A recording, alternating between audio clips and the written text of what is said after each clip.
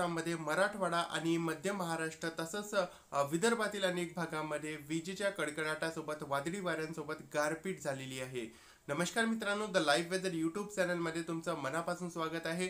सर्व शेतकरी बांधवांना हनुमान जयंतीच्या हार्दिक शुभेच्छा। या व्हिडिओमध्ये आपण पाहणार आहोत पुढील 24 तासांमध्ये राज्यातील कोणत्या भागांमध्ये विजेच्या कडकडाटासोबत पाऊस होणार आहे, कोणत्या भागामध्ये गारपीट होण्याची दाट शक्यता दिसत आहे आणि कशा कारणामुळे कोणत्या कारणामुळे राज्यामध्ये अशी पावसाची स्थिती बनलेली आहे, या संदर्भात आपण तुम्हाला सविस्तर माहिती देण्याचा प्रयत्न करणार आहोत। तात्पुरता आपल्या या चॅनलवर नवीन असाल तर नक्कीच आपल्या चॅनलला सबस्क्राइब करा आणि शेजारी बेल आयकॉन दाबून ऑलला क्लिक करा।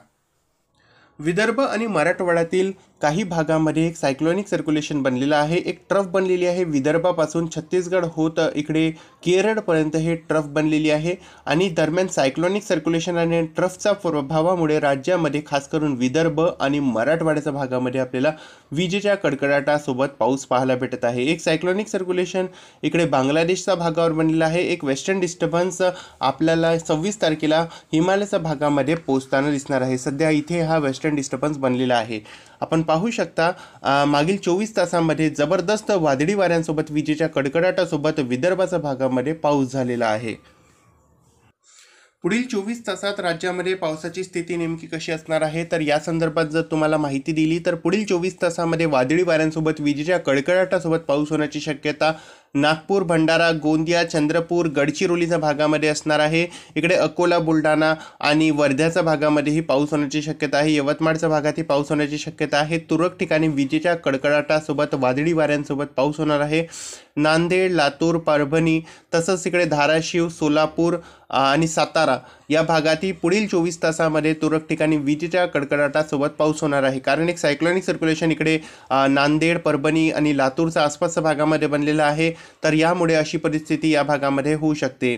पुढील 24 तासांमध्ये सोलापूर आणि कोल्हापूरच्या आसपास तुरळक ठिकाणी जर की स्थानिक पातळीवर ढग तयार झाले तर विजेच्या कडकडाटासोबत 1-2 तालुक्यांमध्ये पाऊस होण्याची शक्यता असणार आहे।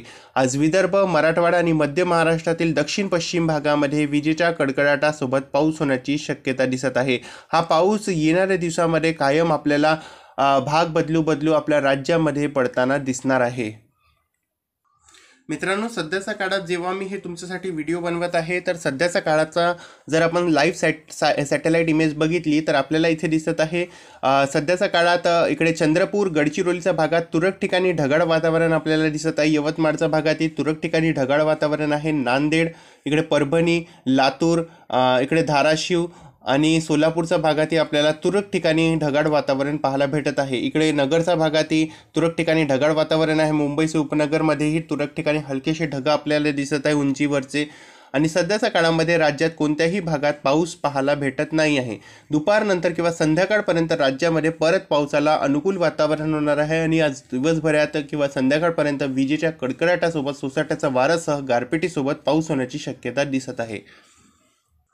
जर आपण पुढील 24 तासाचा संपूर्ण महाराष्ट्राचा हवामान फोरकास्ट तुम्हाला सांगितला तर पुढील 24 तासामध्ये इकडे गोंदिया, भंडारा, वर्धा, अमरावती, बुलढाणा, अकोला तसंच इकडे जालना, परभणी, हिंगोली, धाराशिव, सोलापूर, इकडे लातूर, नांदेड, यवतमाळ, चंद्रपूर, गडचिरोली या भागामध्ये विजेच्या कडकडाटासोबत 1-2 ठिकाणी गारपिटीसोबत पाऊस होण्याची शक्यता आजही दिसत आहे। या भागामध्ये पाऊस होण्याची शक्यता आज आपल्याला कायम दिसत आहे।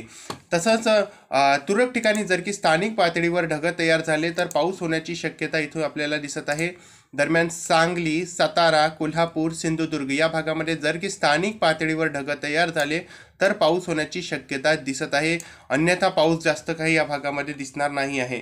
बाकी उरलेल्या भागामध्ये आपल्याला तुरळक ठिकाणी ढगाळ वातावरण पाहायला भेटणार आहे अशी शक्यता इथे आपल्याला नंदुरबार, धुळे तसंच नाशिक, पालघर, मुंबई, रायगड तसंच अहमदनगर, छत्रपती संभाजीनगर आणि जळगाव या भागामध्ये दिसत आहे। या भागात जास्त काही पाऊस होण्याची शक्यता पुढील 24 तासासाठी दिसत नाही आहे। तर सध्याच्या या व्हिडिओमध्ये आणि या अपडेटमध्ये बस इतकंच। चॅनलवर नवीन असाल तर नक्कीच आपल्या चॅनलला सबस्क्राइब करा आणि शेजारी बेल आयकॉन दाबून ऑलला क्लिक करा।